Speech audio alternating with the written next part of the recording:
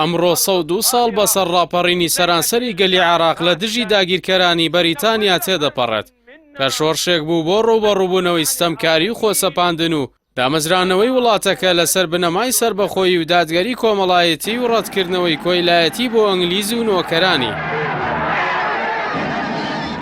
سەرەڕای سەرگەرمی چین و توێژەکانی کۆمەڵگەی عێراقی بە کێشە و قەیرانە قوڵەکانی وڵاتەوە ئەو یادە لە تۆڕە کۆمەڵایەتیەکان و ناوەندە ڕووناکبیریەکاندا بەرز ڕادەگیرێت.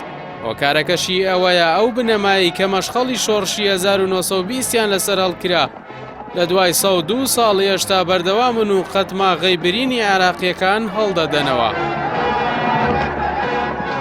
لە دوای زیاتر لە سەدەیەک لە دامەزراندنی حکوومەتی عێراق وڵاتەکە نەیتوانیوە کێشە تایفیەکان چارەسەر بکات، نەیتوانیوە حکوومەت و دامەزراوەی دادگەرانە و ئازاد پێشکەشی کۆمەڵگە بکات، نەیتوانیوە بنەما دیموکراسیەکان بچەسپێنێت کە ببنە هۆکاری دەستا و دەستکردنی خێرای دەسەڵات و گەل نەکرێتە قوربانی خواستە تایفی و حیزبی و کەسیەکان.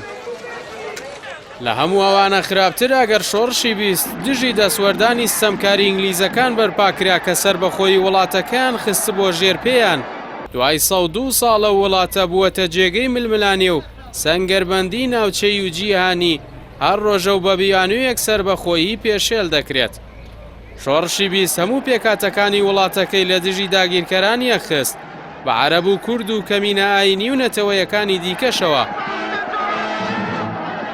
گەرچی لە ئەنجامی جیاوازی ئەو کێشەی هێزی سەربازی و سیاسی و دیبلۆماسی ئەو سەردەما ئینگلیزەکان شۆڕشەکەیان سەرکوت کرد، بەڵام دوجار ناچار بوون بە پێکهێنانی حکوومەتی عێراق و پێدانی هەندێک لە مافەکانی.